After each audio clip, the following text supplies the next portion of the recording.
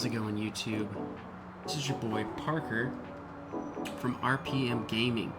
Today I'm starting a new series, a solo series, so the boys aren't here today with me.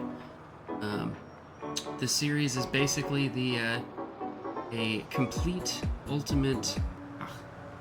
This series is an ultimate walkthrough of basically all the things I wish I had known when I first started GTA. But there's a catch. I'm only allowing myself to play for about an hour and a half each day. So let's get right into it. Timer will start right now. First thing I'm going to do is get some free stuff. First, I buy the only free property I could find so that I have a place to store the only free car that I can get.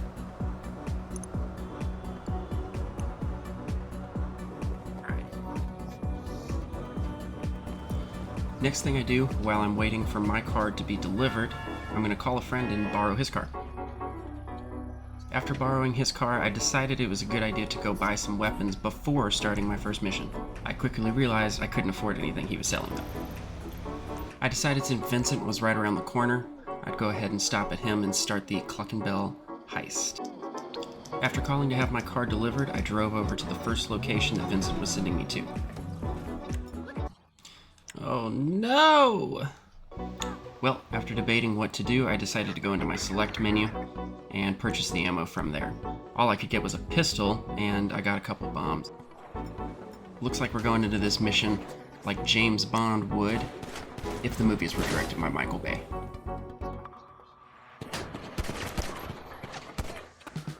One of our peoples is down! One of our... You got no...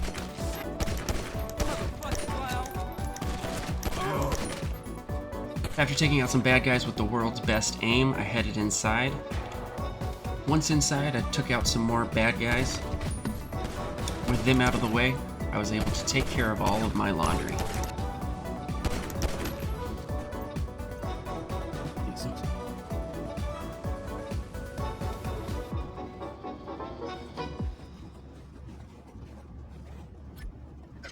After finishing all my chores, I headed outside to head to the next location.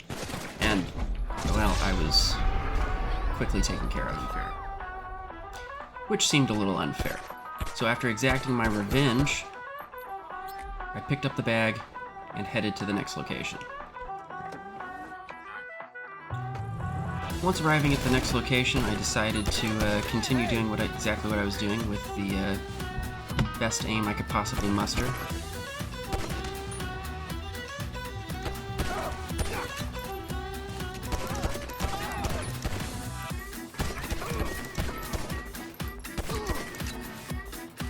After finishing off these bullet sponges, I headed inside, took care of the guys inside, and picked up the rest of my laundry.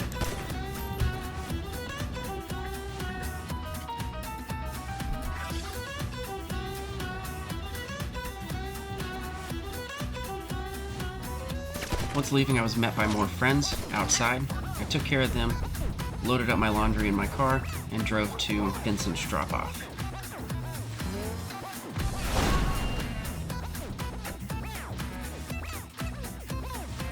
After dropping off all my laundry, I realized that G's cache, once I checked the map, had moved, and it was a lot closer to me. So the next thing I did was drive to G's cache and search it out. Thankfully, once I arrived, it didn't take me too long to find, only about a minute and a half. Sometimes it can take a lot longer for me, because my brain moves very, very slow. With the money I received from this hidden treasure, I took it to the gun store, and did what I should have done before I started that last mission.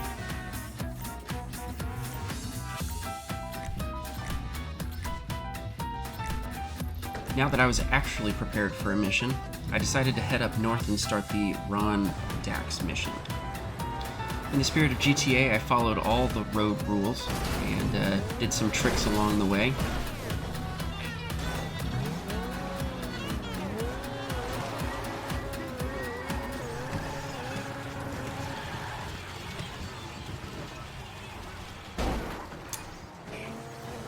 This might be a problem.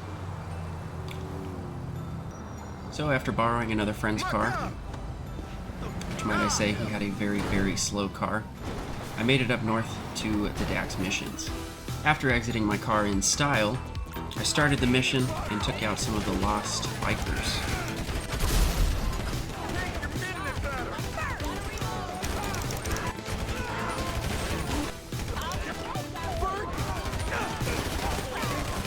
Definitely glad I picked up some other weapons and ammo, because doing this all with a pistol would have been nearly impossible. After finishing up there, Dax told me about a boat that I could borrow to get across the lake, so I found the most creative way to get into the boat and took it across the lake to get their RV back. Once arriving, I swam up shore, restocked on all my ammo, took out some more bikers.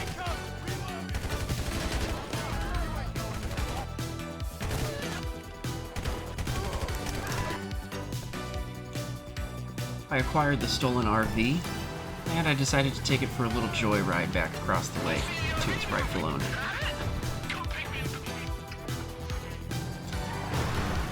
After making it back across the lake, I picked up Dax and took him down south into the city.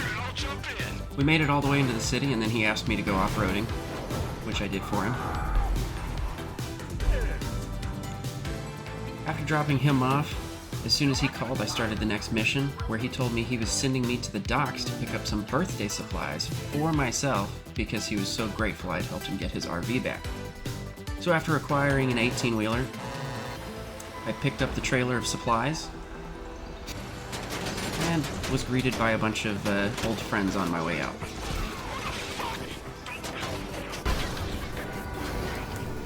Our old friends caught my birthday supplies on fire, so I did what any sane person would do and exacted my revenge again.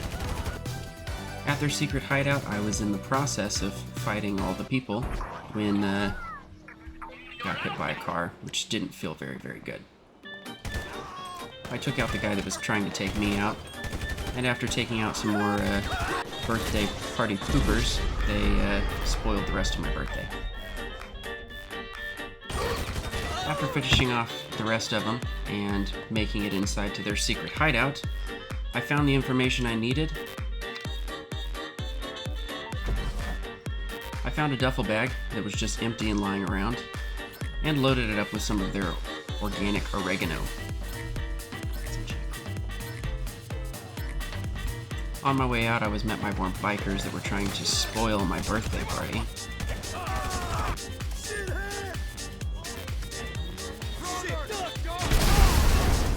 So I took the duffel bag of oregano back to the freight shop where I dropped it off, and after making an entrance, started the next mission.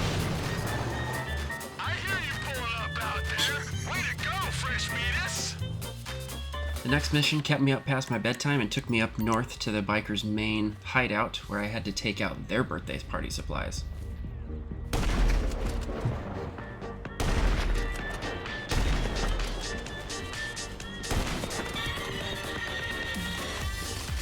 This fight went on for quite some time, and just like Obi-Wan taught me, I held the high ground for as long as I could until I had to make my way down into the camp to finish off what I had started.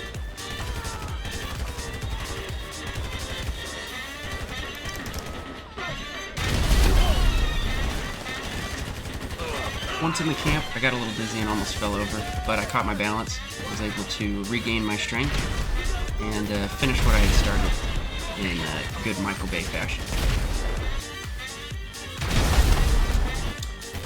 After finishing there, I headed up north to the fishery, was attacked by this guy, took out the rest of his friends downstairs, and while down there I found their stash of powdered sugar, which I decided to repossess. While searching their camp for the rest of their powdered sugar, I was ambushed by this guy who unalived me. After respawning, I watched this guy fall asleep all on his own and continued my search for their powdered sugar. I took out my frustration on this guy's kneecaps. I found the last of their stash and headed down to their plane, which I was going to repossess as well. After landing in the sewers, since I was running out of time, I decided to unload as quickly as possible and start the next mission and try to get it finished. What I didn't know is that my new friends were going to spike my drink and send me on a journey into the unknown. This mission is actually a lot of fun. You get a lot of good exercise. You get to ride a motorcycle over nothing.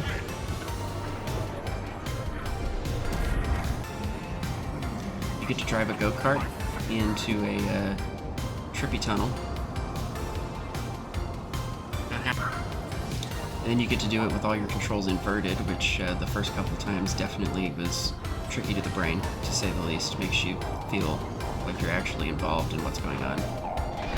I went to Elmer Fudd and hunted for wabbits. Skydived, skydived, till I hit the ground. And I went back to the shop and started the next mission. As you can tell from my deep sigh, I'm very clearly into this game and love doing all their busy work for them. In the cutscenes, which all of these I've cut out, Deck explains that he wants to go into business with you and you have to take out all the competition. So up here, that's what we're doing. We're taking out any competition of powdered sugar farming and organic oregano production. After taking out all that, you have to find all these vans, take out the rest of the competition. I chose the quick and easy way.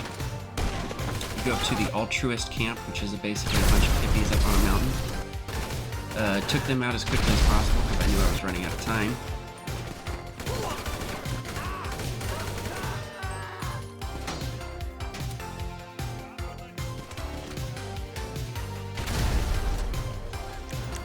After taking out the rest of the competition's delivery vans, you have to take out this helicopter, which if you ask me seems a little bit hypocritical since these people are supposed to be living off the grid with no technology, but who am I to judge?